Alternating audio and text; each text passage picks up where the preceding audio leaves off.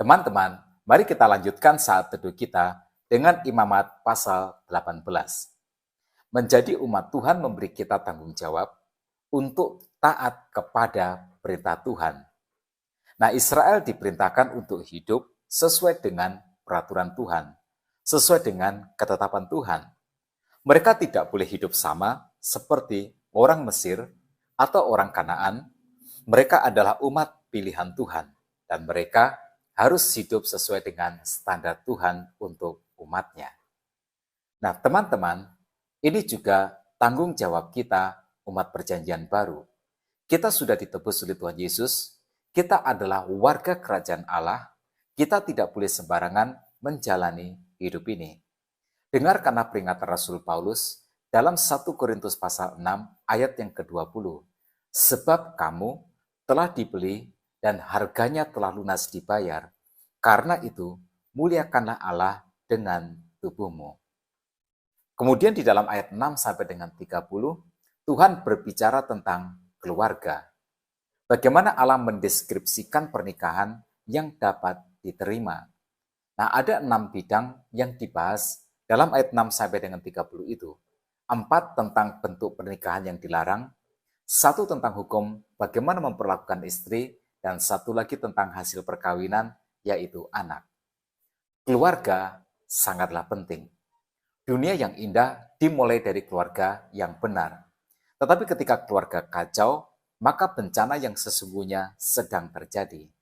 Nah, itu sebabnya di sepanjang sejarah setan selalu menyerang keluarga. Tetapi di lain pihak, Tuhan selalu bekerja melalui keluarga. Kerajaan Allah terdiri dari keluarga-keluarga yang diberkati, keluarga yang takut akan Tuhan. Ayat 6 sampai dengan 18, Tuhan melarang pernikahan atau hubungan seksual dengan orang yang memiliki hubungan darah dengan kita. Firman Tuhan berkata, siapapun di antaramu, janganlah menghampiri seorang kerabatnya yang terdekat untuk menyingkapkan auratnya, akulah Tuhan. Istilah Ibrani yang diterjemahkan sebagai kerabat terdekat, secara harfiah berarti daging yang paling dalam dari dagingnya, dan dengan demikian berarti benar-benar kerabat dekat. Nah, perlu diperhatikan bahwa membuka aurat adalah eufemisme untuk hubungan seksual, dan melanggar hukum Tuhan berarti mendatangkan malapetaka di masyarakat. Perkawinan incest dari waktu ke waktu memiliki efek merusak pada stabilitas mental, sosial, dan juga fisik anak-anak. Kemudian ayat 19 adalah larangan untuk melakukan hubungan suami istri pada saat istri sedang haid. Ayat 20 adalah larangan untuk melakukan perzinahan. Ayat 21 adalah larangan terhadap praktek membunuh bayi. Dan ayat 21 berkata, janganlah kau serahkan seorang dari anak-anakmu untuk mempersembahkan kepada Molok, supaya jangan engkau melanggar kekudusan nama Allahmu, akulah Tuhan.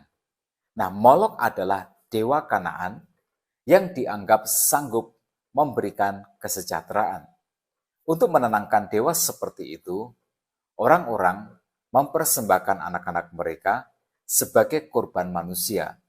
Nah, ada 2 kemungkinan. Yang pertama, seorang anak dipersembahkan sebagai pelacur bakti di kuil. Yang kedua, orang tua mempersembahkan anaknya sebagai korban untuk disembelih di altar. Di zaman kita sekarang mungkin tidak ada sama sekali praktek yang seperti ini. Tetapi sudah menjadi rahasia umum bahwa bagi mereka yang mencari pesugihan sering menjadikan anaknya sebagai tumbal. Ayat 22 berisi larangan praktek homoseksual atau LGBT.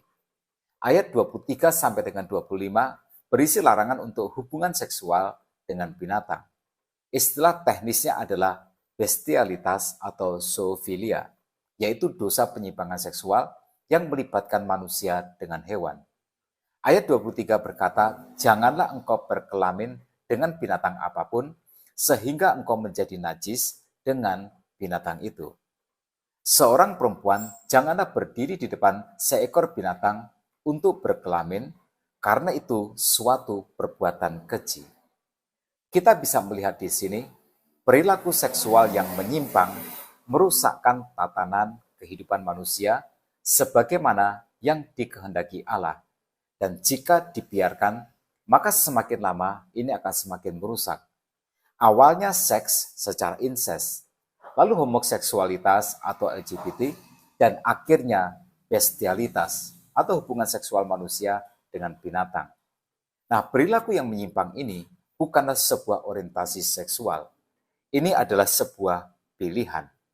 Pilihan yang digerakkan oleh dosa yang berhasrat, dosa yang merayu-rayu, ingin dimanjakan. Nah, umat Tuhan harus menolaknya. Di perjanjian baru kita punya pertolongan dan juga peringatan. Rasul Paulus dalam 1 Korintus pasal 6 ayat 19 mengingatkan, tubuhmu adalah bait Roh Kudus yang diam di dalam kamu, Roh Kudus yang kamu peroleh dari Allah, dan bahwa kamu bukan milik kamu sendiri. Ya, setan akan selalu menggoda, dosa akan selalu membujuk rayu, tetapi umat percaya punya Roh Kudus, jadi kita bisa menolaknya. Ada konsekuensi buruk ketika umat Tuhan melanggar ketetapan Tuhan ini. Ayat 29 berkata, karena setiap orang yang melakukan sesuatu pun dari segala kekejian itu, orang itu harus dilenyapkan dari tengah-tengah bangsanya. Nah, melihat perkembangan zaman akhir-akhir ini, LGBT semakin menunjukkan keberaniannya, menggunakan banyak event untuk menunjukkan eksistensi mereka. Jika dibiarkan, saya yakin lama-kelamaan akan ada komunitas bestialitas, orang yang menuntut haknya untuk menikah dengan hewan peliharaannya. Kita tidak boleh akomodatif.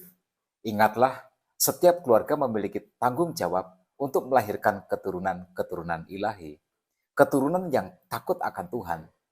Langit dan bumi yang berdosa ini akan segera lenyap dan berganti dengan langit dan bumi yang baru, yang suci, yang bersih. Kita harus menjadi bagian dari langit dan bumi yang baru ini. Nah, tetap semangat dalam kehidupan. Tuhan Yesus memberkati kita semua.